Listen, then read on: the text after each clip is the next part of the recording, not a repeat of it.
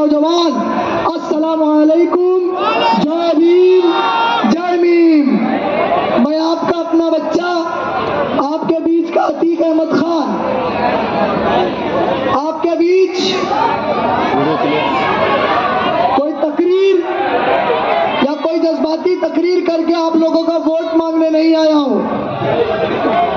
मैं आपको सिर्फ ये बताने और समझाने आया हूं कि किस तरह से एक 15 साल के बुजुर्ग एमएलए ने, जिन्हें अकबर साहब ने 69 साल और 70 साल कर गए, वो 69 और 70 साल के एमएलए ने किस तरह से मुसलमानों को ठगा है और मुस्लिम कौम के नाम पर वोट मांग कर ठगा है। मैंने अपनी पिछली तकरीर में गोवंडी से रिलेटेड कुछ डेटा बताया था, आज मैं वहीं से आगे बढ़ूंगा। मैं पुरानी कोई बात रिपीट नहीं करूंगा इंशाअल्लाह। आज मैं बात करूंगा एजुकेशन की।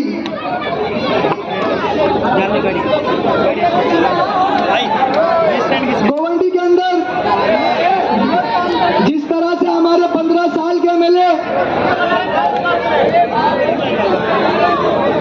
जो 450 करोड़ के मालिक हैं, किस तरह गरीबों की बच्चों को पढ़ाई से उन्होंने रोका, किस तरह से आपको एजुकेशन से उन्होंने दूर रखा, मैं आपको वो बताने आया हूं। क्लास 10वीं क्लास के बाद अगर आप गोवंडी के अंदर देखोगे तो 55% लोग जो है वो कॉलेज नहीं जा पाते हैं। 45% लोग, 40% लोग ही सिर्फ इस कॉलेज पहुंच पाते हैं 11वीं जमात के अंदर। आज गोवंडी का ये डेवलपमेंट मॉडल है कि यहाँ पर एजुकेशन के लिए 10वीं तक तो फ्री में लोग पढ़ भी लेते हैं पीएमसी स्कूल में जैसे तैसे करके, लेकिन उसके बाद कॉलेज पहुंचने की जब बात आती है तो उनकी पढ़ाई रुक जाती है। आवाज यहाँ पे। और अगर आप मुंबई सिटी की बात करें तो मुंबई सिटी के अंदर 100 में से 90% लोग जो है वो जाते हैं कॉलेज को, और हमारे यहाँ पर सिर्फ 40%। इसी मुंबई शहर के अंदर 90 लोग स्कूल जाते हैं, कॉलेज जाते हैं 11वीं के बाद, 10वीं के बाद, 10वीं जमात के बाद, और हमारे यहाँ पर सिर्फ और सिर्फ 40 लोग जा पाते हैं। इसका जिम्मेदार मैं आप सबसे पूछना चाहता हूँ, कौन है? आप आवाज उठाकर बात बताइए, इसका जिम्मेदार कौन है? 15 साल से जिस एमएलए को आपने जिताया वो इसका जिम्मेदार है या नहीं है? अपने हाथों को उठाकर जवाब दे। मैं कहता हूं एमएलए जिम्मेदार नहीं है, जिम्मेदार ये जनता है जिसने एक एमएलए को 3 बार ठगने के लिए दिया। एक बार ठगा, ठीक था, दूसरी बार ठगा, चलो आप नादान थे, लेकिन तीसरी बार कैसे ठग गया? चौथी बार फिर आया, चौथी बार फिर ठगी करने आया है। क्या गोवंडी की जनता ठगी करने वालों को वोट देगी? क्या गोवंडी की जनता इस बार वोट करेगी ठगी करने वालों को? ओवैसी स्कूल ऑफ एक्सीलेंस की बात करूंगा मैं। दूसरी तरफ Owaisi school of excellence Hyderabad में चले जाइए, मैं खुद जाकर देखकर आया हूं। वहां पर 25,000 बच्चियों को फ्री तालीम दी जाती है। ये हमारे कायद है जिन्होंने 25,000 बच्चियों को हर साल फ्री एजुकेशन देने का काम किया है। और एक ये हमारे कायदे मिल्लत है जो बच्चियों को पढ़ा रहे हैं, बच्चों को पढ़ा रहे हैं, वोकेशनल ट्रेनिंग दे रहे हैं, और एक 15 साल से जो आपका वोट लेकर यहाँ से जा रहा है वो फायदे मिल्लत है। तो आपको चुनना है कायदे मिल्लत या फायदे मिल्लत। आप बताइए, कायदे मिल्लत या फायदे मिल्लत? फायदे मिल्लत।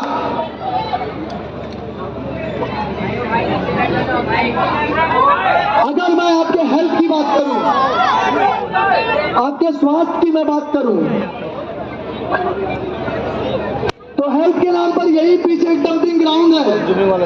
इस डंपिंग ग्राउंड में आपको पता है रोज कितनी ट्रक आती है कचरा लेकर पूरी मुंबई का? 1200 ट्रक आती है 6,500 मेट्रिक टन कचरा लेकर। 6,500 मेट्रिक टन गार्बेज यहाँ पर डंप करती है। और आपको पता है उसमें कॉन्ट्रैक्ट किसका है? आपको पता है? आपके उसी फायदे मिल्लत का जिसने आपका वोट लेके आपका वोट लेकर आपके बच्चों को कचर कुंडी दिल दे दिया, जिसने आपका वोट लेकर 2009 के अंदर एसएमएस कंपनी दे दी, जिसने आपका वोट लेकर 2011 के अंदर सीमेंट फैक्ट्री दे दी, ताकि आपके बच्चों की उम्र 39 साल हो और आपके बच्चे मरे और इनके बच्चे लंदन में घूमे, 500 करोड़ की गाड़ियों में घूमे, 1000 करोड़ की शॉपिंग करे, और ये गरीब जनता जिन्होंने सिर्फ इतना ही मांगा था कि साहब मुझे एजुकेशन दे दो, साहब मेरे बच्चों को पढ़ा दो, साहब मेरे घर में मेरी माँ बूढ़ी बीमार है, साहब मेरी बहन बीमार है, मेरा बेटा पढ़ लिख कर नौकरी चाहता है, मिला आपको? हाथ उठाकर ईमानदारी से जवाब दो, मिला आपको? तो ऐसे फायदे मिल्लत को इस बार आपको सिर्फ और सिर्फ 20 तारीख को 6 नंबर के बटन पर पतंग के निशान को वोट देकर तमाम फायदे मिल्लत को छठी का दूध याद दिला देना है। आप दिलाएंगे ना? आप दिलाएंगे ना?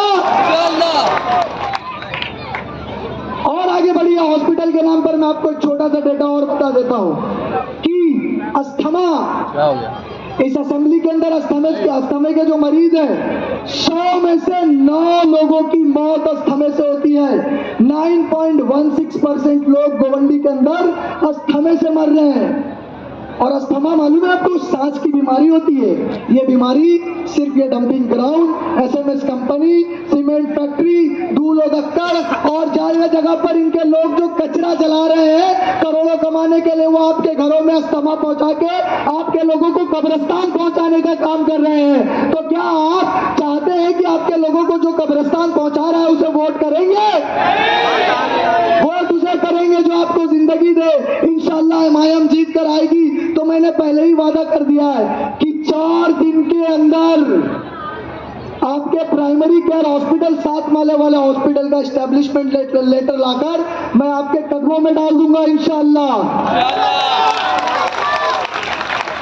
मैं अपनी माँ बहनों से उस दिन भी मैंने मुखातिब होकर मैंने एक बात कही थी, आज फिर मैं एक बात कह रहा हूं। आप मैटरनिटी मोर्टालिटी रेट, जिसमें बच्चा पैदा होते वक्त माओ की जो मौत हो जाती है, आपको पता है मानपुर शिवाजी नगर असेंबली में कितना है? 16%। यानी हर 100 औरतें जो बच्चा पैदा कर रही हैं उसमें से 16 औरतों की मौत हो जाती है। और हमारा एमएलए बोलता है मैंने हॉस्पिटल की बिल्डिंग बना दी, मैं इधर पे फ्री इलाज दे रहा हूं, मैं उधर फ्री इलाज दे रहा हूं। तो ये हमारी माओ बहनों की जानें क्यों जा रही है, इसका जवाब मुझे आपसे चाहिए। क्योंकि उस नाकारे एमएलए को मैं ज्यादा कुछ समझता नहीं हूं, उसने अपना बिजनेस बड़ा करने के चक्कर में इस जनता को भूल गया, लेकिन 3 बार यही जनता ने जिताकर उन्हें असेंबली के अंदर भेजा। आज क्या ये जनता फिर ठगी करके उस नाकाम नेता को वापस असेंबली भेजने का काम करेगी? तो अब इस बार आप असेंबली किसको भेजेंगे? अपने बच्चे को, अपने भाई को, या आपके बीच के किसी इंसान को, या ऐसे पैसे वाले नेताओं को? किसको भेजने का काम करेंगे? जोर से बोलिए।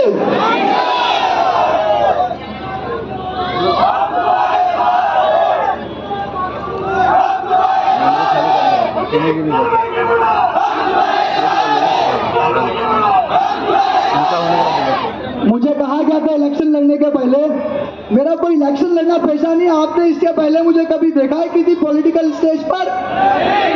लेकिन आप मजलिस के स्टेज पर देख रहे हैं। मैं वहीं बैठा करता था, दूर से तकरीरें सुना करता था और मैं सोचता था कि किसको वोट करूं। लेकिन इस असेंबली के एमएलए ने मेरी एक मुतालबा किया था मैंने कि मुझे एक लाइब्रेरी दे दो जहां मैं यूपीएससी और एमपीएससी के बच्चों को फ्री तालीम देकर आईएएस आईपीएस लेवल का ऑफिसर बना सकूं इस असेंबली के अंदर। और उस एमएलए ने क्या किया?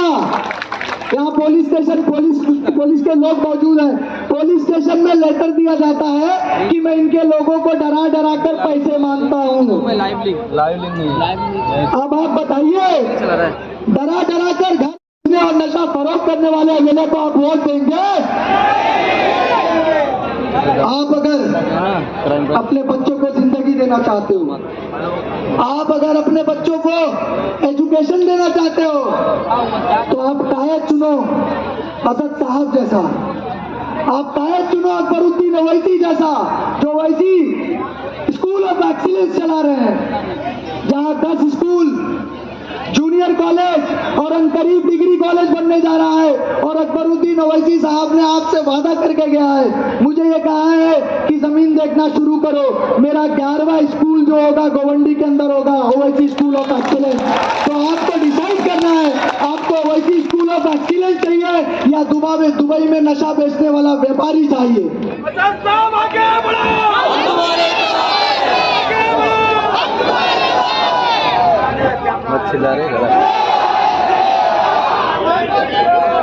एक मुद्दा और, मेरे पास टाइम बहुत कम है, मैं चाहता हूं ज्यादा से ज्यादा असद साहब यहाँ बोले और आप लोगों से मुखातिब हो। मुझे मालूम है आप लोग उनका इंतजार कर रहे हैं। सुनिए, नामूज़े रिसालत का मसला महाराष्ट्र की असेंबली के अंदर एमआईएम के जो दिग्गज नेता, जो दिग्गज लीडर है महाराष्ट्र के, जनाब इम्तियाज जलील साहब औरंगाबाद से चलकर कहाँ चले आए, मुंबई। लेकिन इन नाकाम एमएलओ ने जो आपका वोट मुसलमानों के नाम पर मांगते हैं, क्या आपके बच्चों को एक गिलास पानी पिलाया थाने पहुंचकर? पिलाया? क्यों नहीं पिलाया?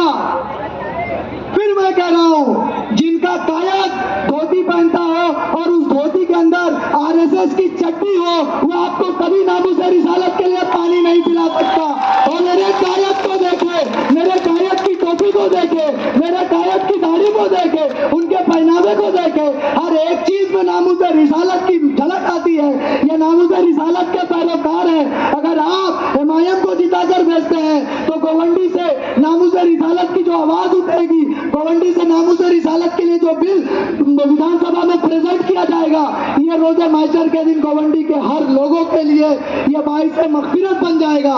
तो आप चाहते हैं ना नामूज़े रिसालत का बिल प्रेजेंट हो विधानसभा के अंदर?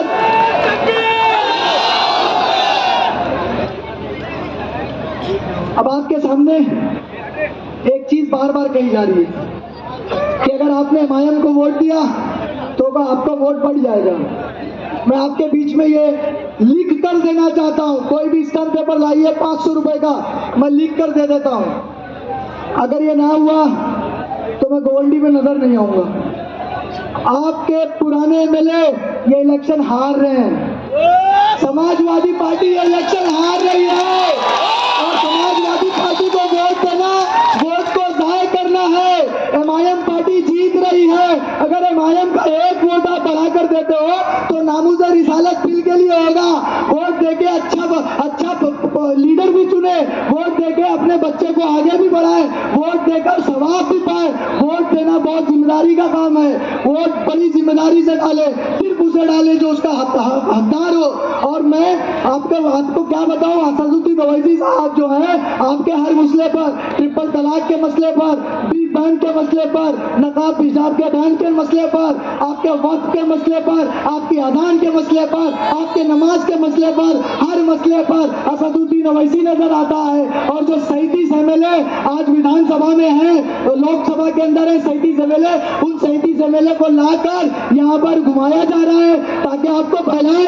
तो मैं आपसे कह दूं, जब भी मुसलमानों, दलितों, पिछड़ों की कोई भी बात आती है तो ये 37 एमएलए इस तरह से मेरे कायद को देखते हैं कि कायद कुछ कहे और वैसे 37 एमएलए को लाकर आपका वोट मांगा जा रहा है। तो जिसे 37 एमएलए, 37 एमपी, मुझे माफ करना, जो 37 एमपी है इस कायद को देखते हैं और उनको लाकर वोट मांगा जा रहा है। आज तो गोवंडी के अंदर मेरे कायद खुद आ गए हैं, तो क्या आप इन्हें वोट नहीं करेंगे? करना पड़ेगा, यह आपका फर्ज बनता है। तो इस बार समाजवादी पार्टी हार रही है। दो बातें कह के आपसे रुखसत हो जाऊंगा मैं। एक तरफ नवाब साहब आ गए इलेक्शन लड़ने के लिए, बोलना जरूरी है।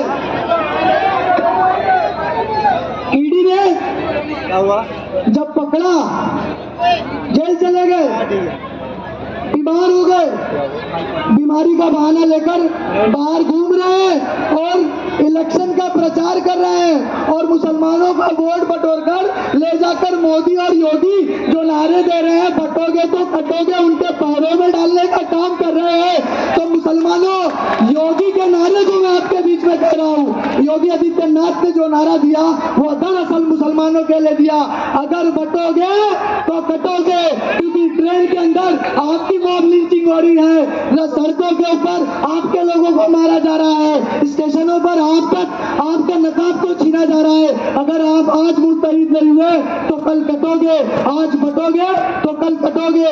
ऐसी पार्टी को जो आपका वोट ले जाकर मोदी और योगी की गोदी में डालना है, क्या आप उसको वोट देना गवारा करेंगे? बिल्कुल नहीं। एक तरफ वो पार्टी जो गुस्ताखे रसूल को सपोर्ट करती है और दूसरी तरफ मैं फिर आना चाहता हूं, आपको याद दिलाना चाहता हूं, एक तरफ गुस्ताखे रसूल पार्टी और दूसरी तरफ गुस्ताखे अरे आले रसूल है।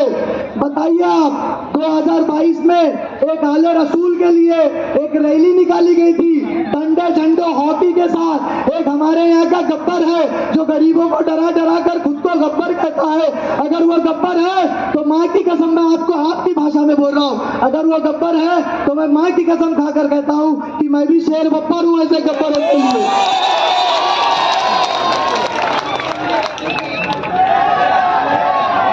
और मैं कभी आज तक कभी नहीं कहा कि मैं शेर बब्बर हूं, लेकिन पता है ये पावर कहां से आ रहा है? एमआईएम, मजलिस, मेरा सदर, मेरा गुरूर है। और मेरे सदर ने मुझे जब मेरे हाथों को, अपने हाथों को मेरे सर पर रखा तो मेरे अंदर एक शेर दिल जो बच्चा था वो जाग कर खड़ा हो गया और हर जुल्म के खिलाफ गवंडी के उतनी तेजी से जवाब देगा जितनी तेजी से जालिम जुल्म करेगा, उतनी तेजी से आवाज और बचाने के लिए हम खड़े हो जाएंगे इंशाअल्लाह।